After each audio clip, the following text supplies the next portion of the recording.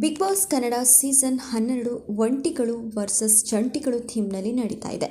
ಇಲ್ಲಿ ಸ್ಪರ್ಧಿಗಳು ಊಟ, ನೀರು ಮತ್ತು ಇತರ ಸೌಲಭ್ಯಗಳಿಗಾಗಿ ಟಾಸ್ಕ್ಗಳನ್ನು ಮಾಡಿ ಕಷ್ಟಪಡಬೇಕಾಗ್ತದೆ. ಜಂಟಿಗಳು ಒಟ್ಟಾಗಿ ಕೆಲಸ ಮಾಡಿ ತಮ್ಮ ದಿನದ ಅಡುಗೆಯನ್ನು ತಯಾರಿಸಬೇಕು. ಈ ಮಧ್ಯೆ ಇದೇ ಅಡುಗೆ ವಿಚಾರಕ್ಕೆ ರಕ್ಷಿತಾ ಶೆಟ್ಟಿ ಹಾಗೂ ಜಂಟಿಗಳ ಮಧ್ಯೆ ತೀವ್ರ ವಿವಾದ ಕೂಡ ನಡೆದಿತ್ತು. ನನ್ನ ಪ್ಯಾನಲ್ಲಿ ಎಂತ ಹಾಕಿದ್ದಾರೆ? 12 ಜನದ ಚಿಕನ್ ಗ್ರೀನ್ ಹೋಗ್ಬಿಟ್ಲು. ಅದೇ ಹಾಕಿ ಇಲ್ಲಿ ಹಾಕಿದ್ದೀನಿ. ನಿಮ್ಮ ಕರ್ಮ ಅವರು ತಿನ್ಲಿ.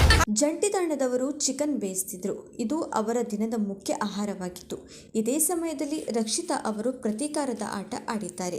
ಕಾಕ್ರೋಚ್ ಸುದಿ ಅವರ ಅಡುಗೆಯನ್ನು ಕೆಡಿಸಿದ್ದಕ್ಕೆ ಕೋಪಗೊಂಡು ಚಿಕನ್ ಬೇಯುತ್ತಿದ್ದ ಪಾತ್ರೆಗೆ ರಕ್ಷಿತಾ ಶೆಟ್ಟಿ ಅವರು ಟೀಯನ್ನು ಸುರಿತಾರೆ. ಇದರಿಂದ 12 ಜನರ ಊಟವನ್ನು ಕೆಡಿಸಲ್ಪಟ್ಟಿತು.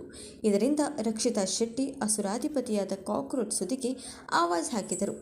ಆದರೆ ಒಬ್ಬರ ತಪ್ಪಿಗಾಗಿ 12 ಜನರ ಊಟವನ್ನು ಕೆಡಿಸುವುದು ಎಷ್ಟು ಸರಿ ಅನ್ನೋದು ಬಿಗ್ ಬಾಸ್ ಮನೆಯಲ್ಲಿ ಸ್ಪರ್ಧಿಗಳ ಮಧ್ಯೆ ಚರ್ಚೆಗೆ ಕಾರಣವಾಗಿತ್ತು. ಈ ಘಟನೆಯಿಂದಾಗಿ ಮಂಜು ಭಾಷಿಣಿ ತೀವ್ರ ಕೋಪಗೊಂಡಿದ್ದರು. ಒಬ್ಬರಿಗಾಗಿ 12 ಜನರ ಊಟ ಕೆಡಿಸುವುದು ಸರಿಯಲ್ಲ ಎಂದು ರಕ್ಷಿತಾ ಶೆಟ್ಟಿಗೆ ಖಡಕ್ಕಾಗಿ ಕ್ಲಾಸ್ ತಗೊಂಡಿದ್ರು. ಇದರಿಂದ ರಕ್ಷಿತಾ ಮತ್ತು ಮಂಜು ಭಾಷಿಣಿ ನಡುವೆ ಮಾತಿಗೆ ಜಗಳ ಬೆಳೆಯಿತು.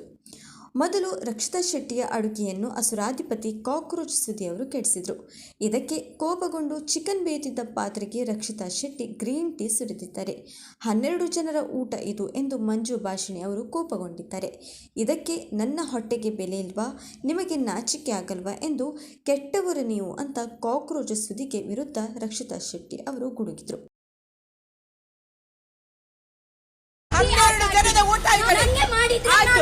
ನನ್ನ ಹೊಟ್ಟೆಗೆ ಬೆಲೆ ಇಲ್ವಾ? ನಿಮ್ಮ ಹೊಟ್ಟೆಗೆ ನಾನು ಯಾಕೆ ನೋಡ್ಬೇಕು? ನಿಮಗೆ ನಾಚಿಕೆ ಆಗಲ್ವಾ ಮುಖ ಮಾಡ್ಲಿಕ್ಕೆ?